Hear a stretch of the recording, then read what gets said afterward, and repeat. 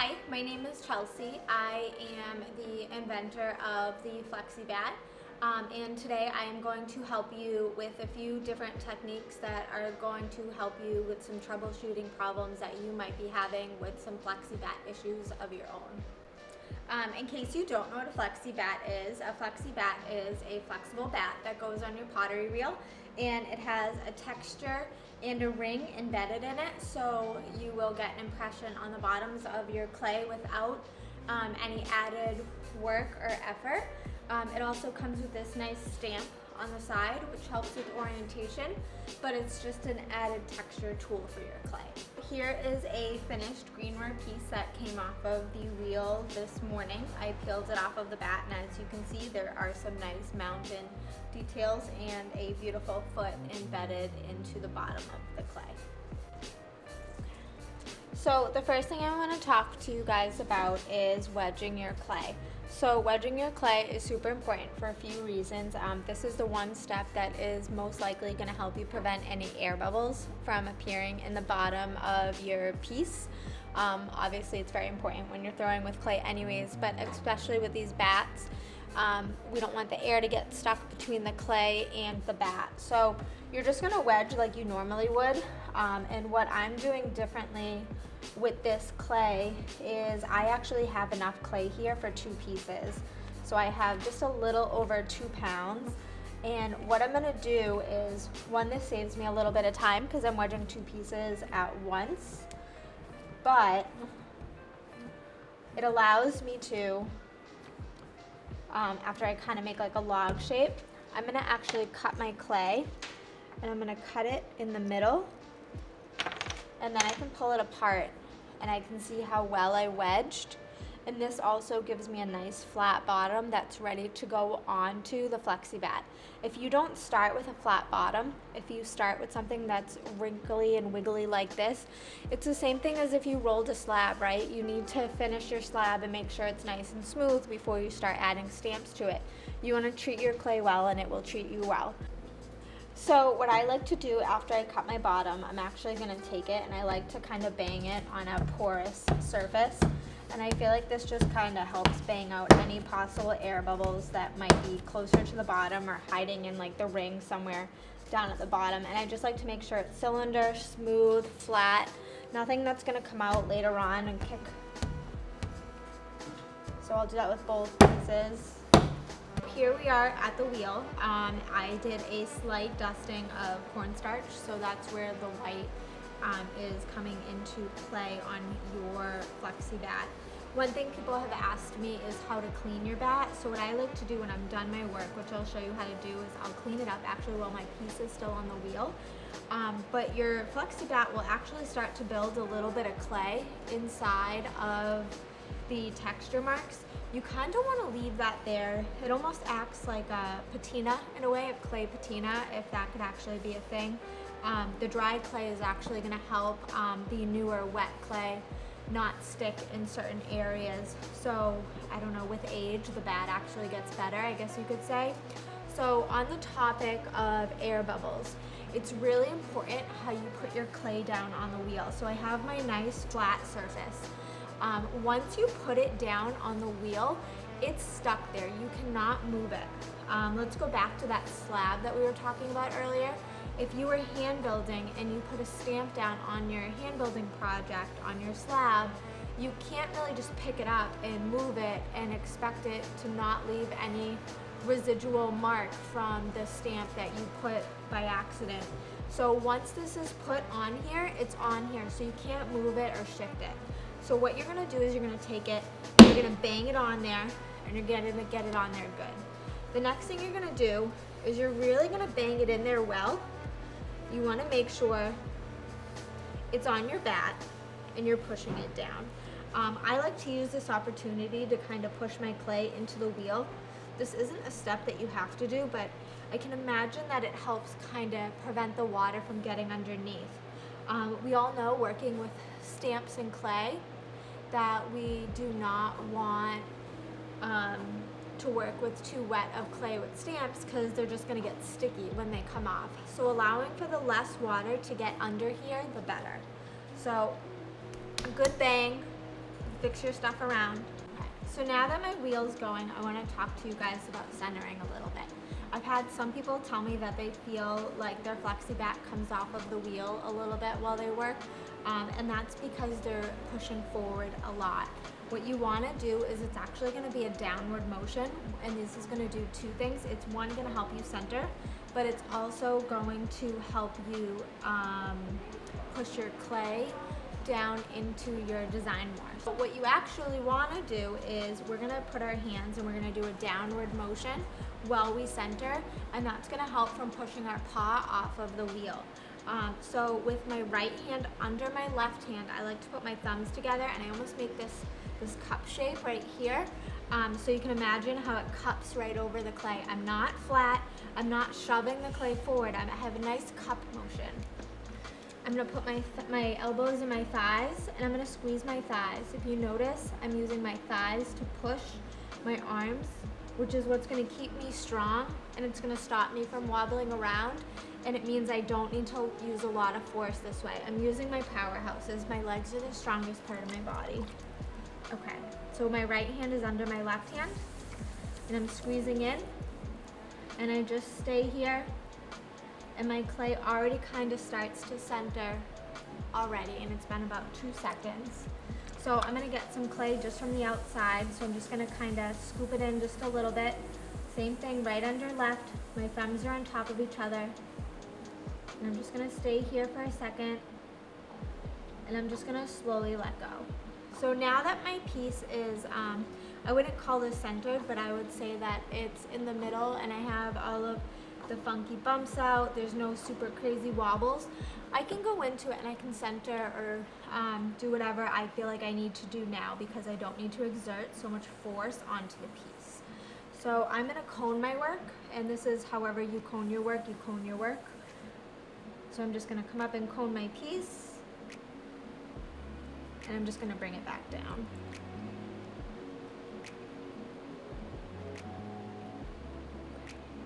So now that my piece, like I said, is not crazy wobbling or anything, I can go and do that final centering by pushing forward a little bit and pushing down, this step that I think most potters are used to. It's not about having too much force pushing forward, it's about staying consistent. So if you notice, I'm gonna off center this a little bit to show you something, but if you notice, just because my hand is staying consistent, the clay started to move. It wasn't because I was shoving forward. I just stayed in one spot. Shoved my elbow into my thigh, shoved my thigh into the clay, and I just stayed there. So I'll bring this back down so we can move on with the video. So now I have my centered piece. And the next thing I'm gonna do is I'm gonna drill my hole.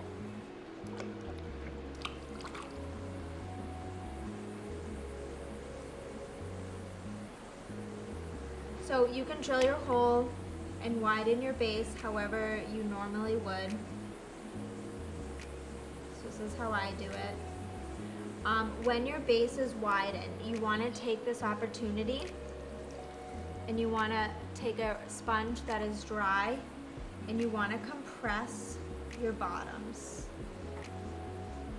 This is going to help really push your clay into the bat. It's also going to help get rid of any water and stuff that's down there, because we want everything to dry cohesively later on. So what I like to do after this is I'm actually going to collar my work in a little bit after I widen my base. And then I'm going to pull my walls up. So the only difference when you're pulling your walls up is sometimes I like to go a little bit more gentle on my first wall pull than I do with other bats, but it's just the first one. So I'll go just a little less aggressive just on that first pull. I know we all like to get our pieces pulled in like 2 pulls, but you know what? That third one is just gonna help keep your pottery a little bit more grounded. So that's my first pull.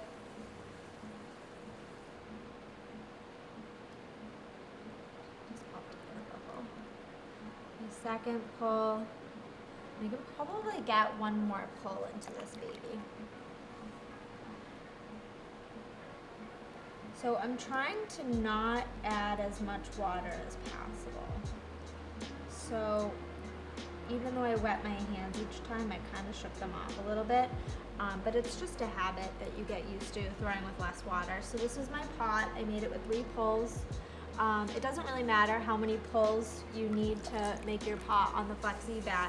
You just want to remember that you need to make sure the bottom stays compressed and that over each pull you don't end up with a pile of water down the bottom.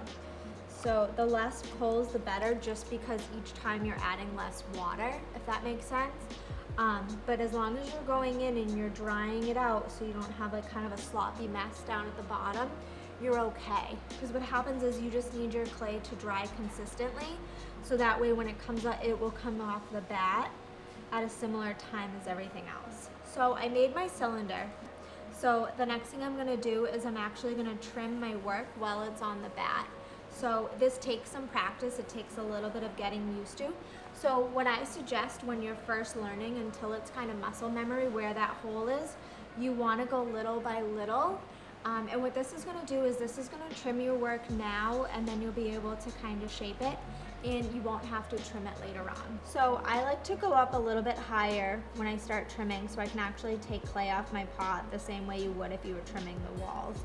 And I'm not taking an aggressive amount off at the beginning, just a little bit off that edge, because I can always go back and take more. I will intentionally in a minute take too much off, because I want to show you how you can re-add clay if you do take some off. But first I want to show you how to get the perfect amount of clay off. So I'm going to go up a little bit higher. I'm going to again kind of just go, you're going to notice I'm starting to pull just a little bit of clay off, because I'm going nice and slow. I'm essentially trimming my work as I throw. So I don't have to go back and do this later on. So I'm doing little by little, scraping it off.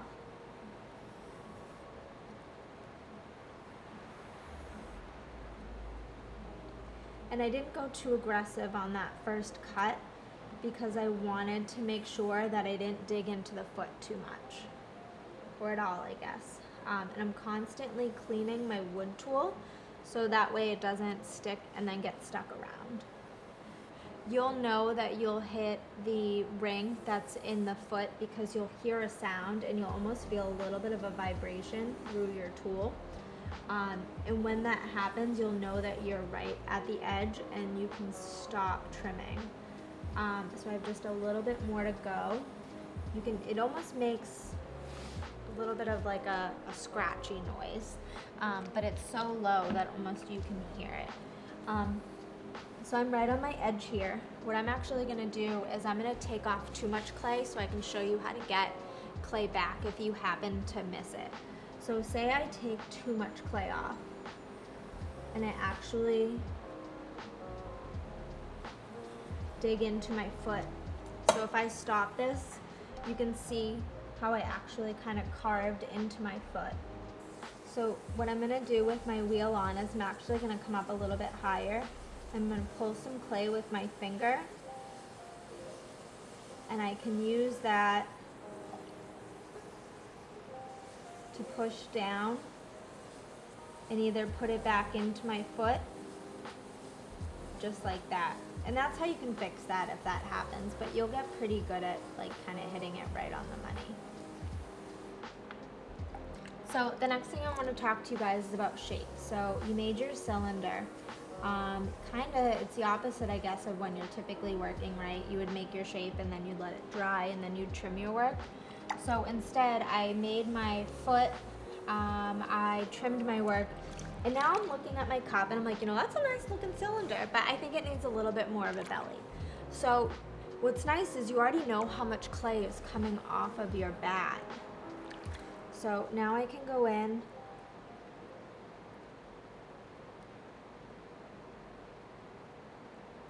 and I can just do my shape that I normally would. If I want to add a little bit of a belly, I'm not really pulling or anything.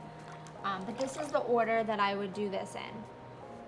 So if you're having a hard time kind of shaping your work because then you go and cut it, I would do it the opposite way. I would cut it and then I would finish shaping your work. So maybe you want it to kind of come under more like that. I think I'm starting to make a really funky shape. It's okay. So the next thing that's really important after you're done working on your pot, you need to clean the water up that's on the bat. Now this is going to help with two things. One, you're going to have a nice clean bat, so when you take your stuff off of the wheel the next time right away, you will be able to use your bat right away. If you take your stuff off and then you wash your bat, you have to wait a good 24 hours because you need to wait for the bat to dry. So what I like to do is clean my bat up, so then after I peel this off tomorrow, I'll be good to go. If you are a super wet thrower, I haven't done this, but I could imagine taking a heat gun and zapping the inside of your pot for a solid minute or something while it's super wet. I can imagine that that would help kind of evaporate some of the water from the bottom. You want to stay away from adding too much heat to the outside of the bat. It can reshape it and you can lose some of the integrity of the bat. So it's been about 24 hours and people are always curious about what stage to take them off. So I left these fully uncovered for the entire day, and as you can, like a whole 24 hours. And so as you can see, there's a little bit of a color change. So the top started to get really dry. And the bottom, where there's a little bit more moisture, is still somewhat dark. I could try with all my might and I wouldn't be able to push my finger in or anything. It's not mushy, not even a little bit. It's pretty crisp, I guess is the best way to say it. It's crisp, but it's still moist. So it's still cold.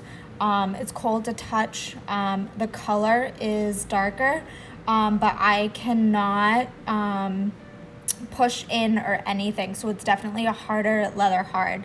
Also, my fingernail can just make it in just at the bottom. So if I dig my fingertip in, I can just kind of see me not in focus. I can just kind of see the indent right there. So to take these off, what you're gonna do is I like to kind of go around them little by little to loosen them up. Now, if you take them off too early, it's the same thing as a stamp and it's gonna be too wet and it's gonna suction, unfortunately, and it's not gonna be the nicest design. So like I said, these have been sitting. If you are a really wet thrower, you can always zap the inside. See how it's still really dark? Mine's not mushy, it's not soft. A big thing that happens is sometimes they're gonna pull as you pull them off, and that's because you took it off way too early. So either you can wait a little bit longer, or sometimes what I'll do is I'll zap my work when I first make it down below, so it will get rid of some of that moisture, because as much as moisture is evaporating from the pot, like outside and up, there's still gravity, right? So the water is still sinking to the bottom. So it doesn't matter how well you throw without water, like it's still gonna settle down there.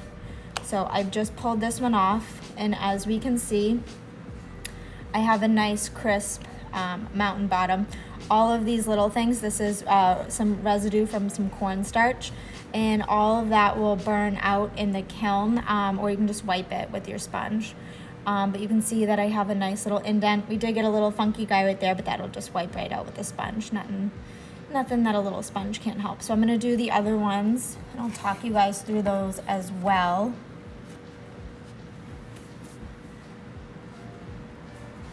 So this is our Moroccan bat, and same thing, you notice that it's a little bit drier here and wetter here. You can see it in the color.